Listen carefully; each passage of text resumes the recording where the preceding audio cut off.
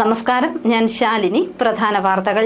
ഏറ്റുമാനൂരിൽ അന്യസംസ്ഥാന തൊഴിലാളികളെ മാരകായുധങ്ങളുമായി ആക്രമിച്ച് പണവും രേഖകളും കവർന്നു. പരിക്കേറ്റത് 40ഓളം തൊഴിലാളികൾക്ക്. അക്രമി സംഘത്തിലുണ്ടായിരുന്നത് 15ഓളം പേർ.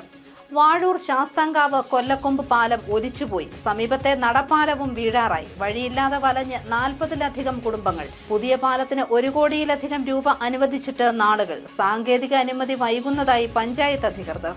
ജയിൽ നിറയ്ക്കൽ സമരത്തിന്റെ ഭാഗമായി കോട്ടയത്തെ ഹെഡ് പോസ്റ്റ് ഓഫീസിന് മുന്നിൽ പ്രതിഷേധം. സമരക്കാരെ അറസ്റ്റ് ചെയ്തു. ക്ഷേമ പെൻഷനുകൾ നിർത്താനുള്ള ശ്രമമാണ് സംസ്ഥാന സർക്കാരിന്റേതെന്ന് KN ബാലഗോപാൽ.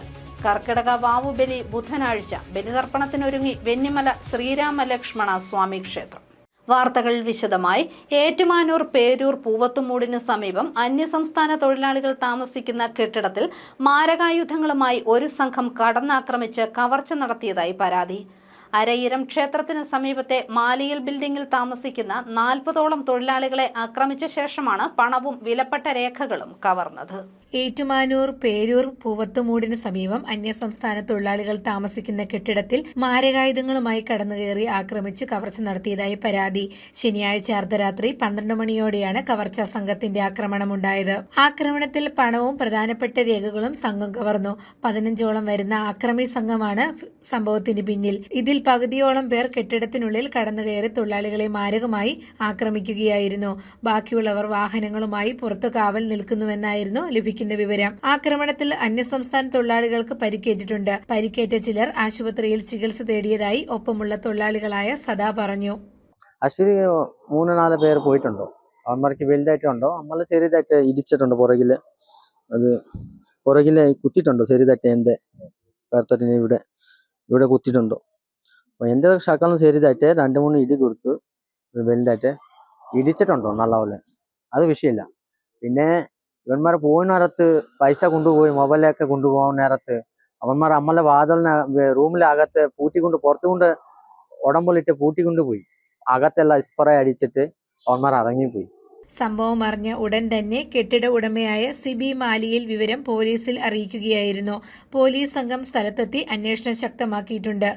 11:15 ഈ പറയുന്ന അവര് വണ്ടിയായിട്ട് നേരത്തെ പോവുകയും ചെയ്തു. അപ്പം എന്റെ വൈഫും മോനും അവിടെ നിന്ന് അവര് വണ്ടിയെ ഓട്ടോയിലാണ് പോകുന്നത്. ബൈക്കിൽ ഓട്ടോയിലായിട്ട് ഏകദേശം 15 പേരോളം ഉണ്ടായിരുന്നെന്നാണ് ഇവർ പറയുന്നത്. 8 പേര് അകത്തും പുറത്ത് 7 പേരും വേറെ വണ്ടികളിലായിട്ട് ഉണ്ടായിരുന്നെന്നാണ് പറയുന്നത്. അപ്പം അവരുടെ കയ്യിൽ മാരകായുധങ്ങൾ, വടിവാളും പിന്നെ കത്തിയും വേറെ പിക്കാസും അതിൻ്റെ സാധനങ്ങളൊക്കെ കൂടുതലുണ്ടായിരുന്നു. അവരുടെ കയ്യിൽ നിന്ന് ഏകദേശം 45,000 രൂപയോളം കാശും പിന്നെ അവരുടെ ATM-ന്റെ ഇതും പിന്നെ കൂടാതെ അവരുടെ വേറെ പേപ്പറും കാര്യങ്ങളൊക്കെ എന്തൊക്കെ ഇത് ചെയ്തുകൊണ്ട് പോയിട്ടുണ്ട്. News bureau, Kottayam. വാഴൂർ ശാസ്താംകാവ് കൊല്ലക്കൊമ്പ് പാലം കഴിഞ്ഞ ദിവസങ്ങളിലുണ്ടായ കനത്ത മഴയിൽ ഒലിച്ചുപോയി. ഇതോടെ അക്കരെ ഇക്കരെ പോകാൻ കഴിയാതെ കിലോമീറ്ററോളം ചുറ്റിക്കറങ്ങുകയാണ് പ്രദേശവാസികൾ. ഇവിടെ പാലം അപകടാവസ്ഥയിലായിരുന്നതിനാൽ പുതിയ പാലം പണിയുന്നതിനായി നാളുകൾക്ക് മുന്നേ 1,88,00,000 രൂപ അനുവദിച്ചിരുന്നെങ്കിലും സാങ്കേതിക അനുമതി ലഭിച്ചിരുന്നില്ല. വാഴൂർ ഗ്രാമപഞ്ചായത്ത് 7ാം വാർഡ് ശാസ്താംകാവിന് സമീപമുള്ള കൊല്ലക്കൊമ്പ് പാലം മഴവെള്ളപ്പാച്ചിലിൽ ഒലിച്ചുപോയി. പഴയ റോഡ് കം പൈപ്പ് കൾവർട്ടാണിത്. തോടിന്റെ ഇരുകരകളും ഇടിഞ്ഞു പോയതോടെ ഇതുവഴിയുള്ള ഗതാഗതവും പൂർണ്ണമായി സ്തംഭിച്ചു. ഇതിന് സമീപമുള്ള നടപ്പാലവും അതീവ അപകട നിലയിലാണ്. കോൺക്രീറ്റിംഗ് ഇളകി കല്ലുകൾ മാത്രം തെളിഞ്ഞിരിക്കുകയാണ് ഇവിടം. കൊല്ലക്കൊമ്പ് പാലം തകർന്നതോടെ അക്കരെ പോകാൻ കഴിയാതെ വിഷമിക്കുകയാണ് 43ഓളം കുടുംബങ്ങൾ. ഇവരിപ്പോൾ കിലോമീറ്ററുകളോളം ചുറ്റി സഞ്ചരിച്ചാണ് വീടുകളിൽ എത്തുന്നത്.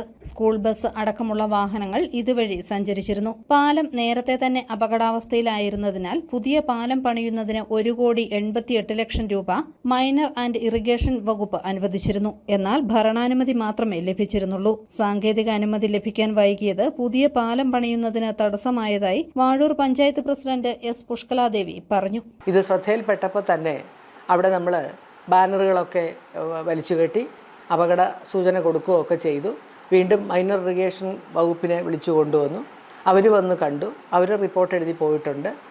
അതിനോടൊപ്പം തന്നെ വില്ലേജ് ഓഫീസർ, പഞ്ചായത്ത് സെക്രട്ടറി ഒക്കെ ഉൾപ്പെടുന്ന ടീം വന്ന് കണ്ടിട്ട് ഡിസാസ്റ്റർ മാനേജ്മെൻറ്റിനകത്ത് ഉൾപ്പെടുത്താൻ പറ്റിയാൽ നല്ല കാര്യമാണ് എന്ന ഒരു തീരുമാനവും എടുത്തിരുന്നു.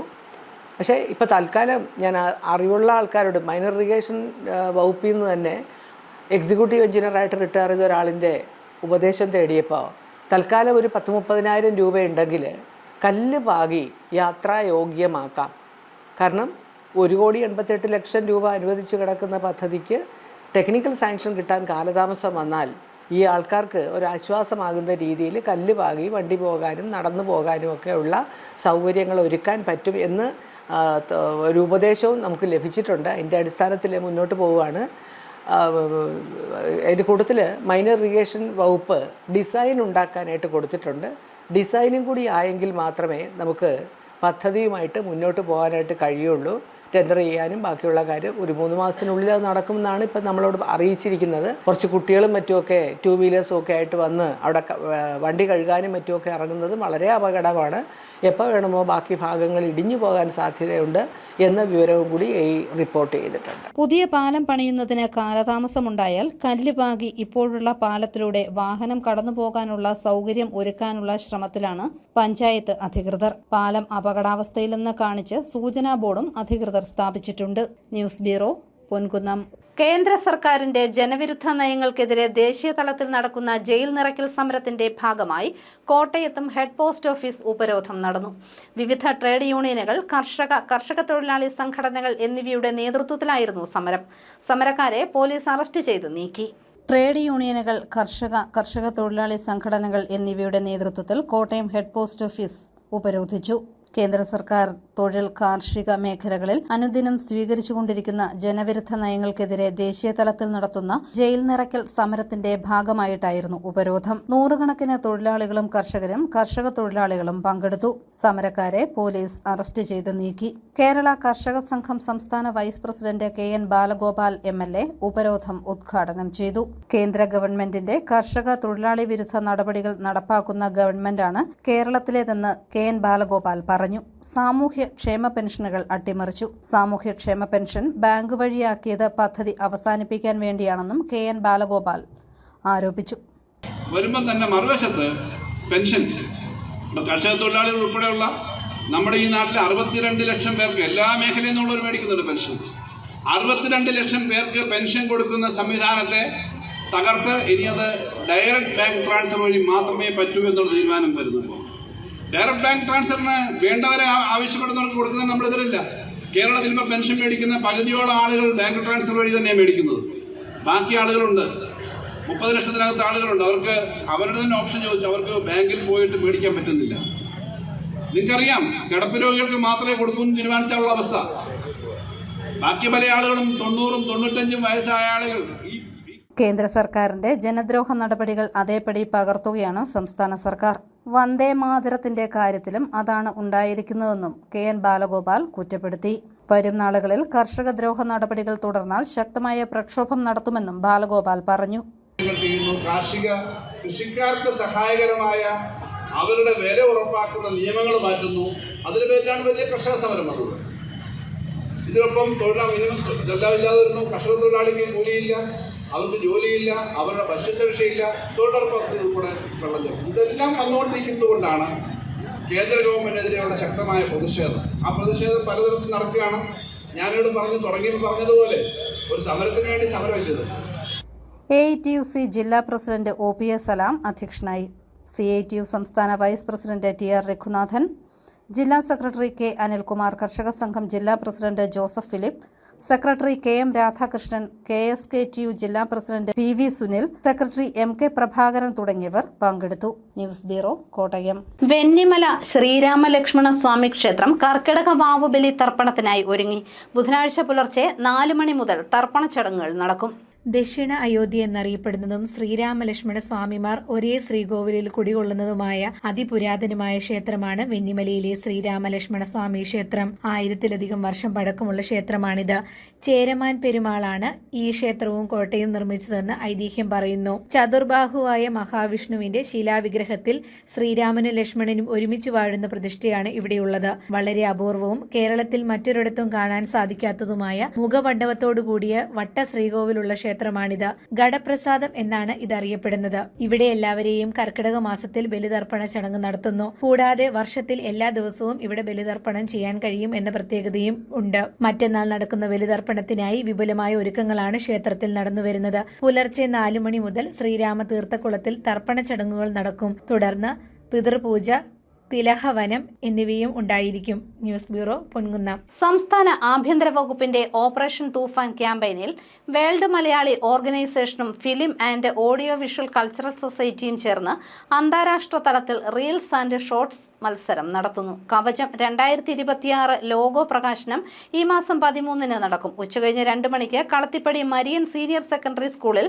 സ്പീക്കർ തിരുവഞ്ചൂർ രാധാകൃഷ്ണൻ നിർവഹിക്കുമെന്ന് programme general convener P K Anandakuttan, Filcos president Jijo V Abraham, Azeez Kumaranalloor തുടങ്ങിയവർ വാർത്താസമ്മേളനത്തിൽ അറിയിച്ചു. വേൾഡ് മലയാളി ഓർഗനൈസേഷനും film and audio visual culture society എന്ന് പറയുന്ന ഫിൽക്കോസും കൂടെ ചേർന്ന് നമുക്ക് ഒരു റീൽസ് ആൻഡ് ഷോർട്സ് കോമ്പറ്റീഷൻ നടത്തണമെന്ന് തീരുമാനിച്ചു. റീൽസ് ആൻഡ് ഷോർട്ട് കോമ്പറ്റീഷൻ, ഇതിന്റെ ഔദ്യോഗികമായ ലോഗോ പ്രകാശനം ഈ വരുന്ന 13-ാം തീയതി 2 മണിക്ക് ബഹുമാന്യനായ കേരള നിയമസഭാ സ്പീക്കർ ശ്രീ തിരുവഞ്ചൂർ രാധാകൃഷ്ണൻ ലോഗോ പ്രകാശനം ചെയ്യും. ആ ലോഗോ ഏറ്റുവാങ്ങുന്നത് ഗീവർഗീസ് മാർ കുർലോസ് തിരുമേനിയാണ്. അതോടൊപ്പം തന്നെ രാഷ്ട്രീയ, സാമൂഹ്യ, സാംസ്കാരിക രംഗത്തുള്ളവരെല്ലാം ഈ പരിപാടിയിൽ പങ്കെടുക്കുന്നുണ്ട്. പാലാ ടൗൺ ബസ് സ്റ്റാൻഡിലെ വെയിറ്റിംഗ് ഷെഡിന് സമീപമുള്ള ഓടകൾക്ക് സ്ലാബുകളില്ലാത്തത് പ്രതിസന്ധി ഉണ്ടാക്കുന്നു. സ്ത്രീ യാത്രക്കാർ ഉൾപ്പെടെയുള്ളവർ വളരെ ബുദ്ധിമുട്ടിയാണ് ബസ്സുകളിൽ കയറുന്നത്. ചിലയിടങ്ങളിൽ സ്ലാബുകൾ വളരെ ഉയർന്നാണ് നിൽക്കുന്നത്. പാലാ ടൗൺ ബസ് സ്റ്റാൻഡിലെ വെയിറ്റിംഗ് ഷെഡുകളിൽ നിന്നും യാത്രക്കാർ അപകടകരമായ അവസ്ഥയിൽ വേണം ബസ്സിൽ കയറുവാനും ഇറങ്ങുവാനുമെന്ന പരാതിയെ തുടർന്ന് ആക്ടിംഗ് ചെയർപേഴ്സൺ മായ രാഹുലും നഗരസഭാ ഉദ്യോഗസ്ഥരും സ്ഥലം സന്ദർശിക്കുകയും നടപടികൾ സ്വീകരിക്കുമെന്ന് അറിയിക്കുകയും ചെയ്തു. വൈക്കം എറണാകുളം പോകുവാൻ കാത്തു നിൽക്കുന്ന വെയിറ്റിംഗ് ഷെഡിൽ നിന്നും മറ്റു ദിശയിലേക്ക് നോക്കി ബസ്സിൽ കയറുവാൻ മുന്നോട്ട് നടക്കുമ്പോൾ ഓടയിലേക്ക് വീഴുന്ന അവസ്ഥയാണുള്ളത്. സ്ലാബ് ഇല്ലാതെ കിടക്കുകയാണ്. കോട്ടയം ഭാഗത്തേക്ക് പോകുന്നവർ കാത്തു നിൽക്കുന്ന വെയിറ്റിംഗ് ഷെഡ് തറനിരപ്പിൽ നിന്നും 3 അടിയോളം ഉയർന്നു നിൽക്കുകയാണ്. ബസ് വരുമ്പോൾ പെട്ടെന്ന് ചാടി ഇറങ്ങി 1.5 അടിയോളം ഉയർന്നു നിൽക്കുന്ന റോഡിന്റെ അരികിൽ തട്ടി ബസ്സിൽ കയറേണ്ട അവസ്ഥയാണുള്ളത്. വികലാംഗരും കുഞ്ഞുങ്ങളുമായുള്ള സ്ത്രീകളും വളരെയേറെ ബുദ്ധിമുട്ടുകൾ അനുഭവിക്കുന്നു. യാത്രക്കാർക്ക് പരിക്കേൽക്കുന്ന അവസ്ഥകളും ഉണ്ടായിട്ടുണ്ട്. സുരക്ഷിതത്വം നൽകുന്നതിന് ലാലം തോടിന്റെ അരികിലുള്ള വെയിറ്റിംഗ് ഷെഡിന്റെ മുൻവശത്ത് നീളത്തിൽ നാടകളും ഓടയുടെ ഭാഗത്ത് സ്ലാബും തീർക്കുന്നതിനും ആവശ്യമായ നടപടികൾ സ്വീകരിക്കണമെന്ന് പാലാ പൗരാവകാശ സമിതി ആവശ്യപ്പെട്ടിരുന്നു. ഓട ഗ്രിൽ വെച്ച് അടയ്ക്കുവാനാണ് നിലവിലെ തീരുമാനമെന്ന് ചെയർപേഴ്സൺ അറിയിച്ചു. പാലാ നഗരസഭാ ബസ് സ്റ്റാൻഡിൽ കഴിഞ്ഞ ദിവസം ജോയ് ചേട്ടൻ കാണിച്ചു തന്നതായിരുന്നു, ചൂണ്ടിക്കാണിച്ചത് ആണ്. അത് പ്രകാരം ഇന്ന് ഇവിടെ വന്ന് നോക്കാൻ വന്നതാണ്. ടൗൺ ബസ് സ്റ്റാൻഡിൻ്റെ സൈഡിൽ തന്നെയായിട്ട് ഒരു വലിയൊരു ഓടയുടെ അങ്ങോട്ടേക്ക് ഒരു വലിയൊരു ഹോള് ഫോം ചെയ്തിട്ടുണ്ട്. അപ്പോൾ അത് എത്രയും വേഗം അടിയന്തരമായിട്ട് തന്നെ വേണ്ട നടപടികൾ സ്വീകരിക്കാം. ഇപ്പം നഗരസഭ ഓവർസിയർ വന്ന് നോക്കിയിട്ട് എത്രയും വേഗം തന്നെ ഇതിനൊരു നടപടി സ്വീകരിക്കുമെന്ന് ഉറപ്പു നൽകുന്നു. News bureau, Pala. കൊടുങ്ങൂർ ആയില്യം കാവിൽ ആയില്യം പൂജ നാളെ നടക്കും. രാവിലെ 5:30 നിർമാല്യം, 6:30 ഗണപതി ഹോമം, 9:30 ജലധാര, 10:30 ദേവി പൂജ, 11:30 സർപ്പപൂജ എന്നിവ ഉണ്ടായിരിക്കും. പ്രധാന വാർത്തകൾ ഒരിക്കൽ കൂടി. ഏറ്റുമാനൂരിൽ അന്യസംസ്ഥാന തൊഴിലാളികളെ മാരകായുധങ്ങളുമായി ആക്രമിച്ച് പണവും രേഖകളും കവർന്നു. പരിക്കേറ്റത് 40ഓളം തൊഴിലാളികൾക്ക്. അക്രമി സംഘത്തിലുണ്ടായിരുന്നത് 15ഓളം പേർ.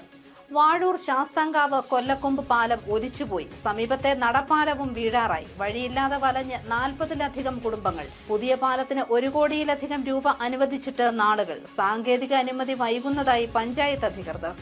ജയിൽ നിറയ്ക്കൽ സമരത്തിന്റെ ഭാഗമായി കോട്ടയത്തെ ഹെഡ് പോസ്റ്റ് ഓഫീസിന് മുന്നിൽ പ്രതിഷേധം. സമരക്കാരെ അറസ്റ്റ് ചെയ്തു. ക്ഷേമ പെൻഷനുകൾ നിർത്താനുള്ള ശ്രമമാണ് സംസ്ഥാന സർക്കാരിന്റേതെന്ന് KN ബാലഗോപാൽ.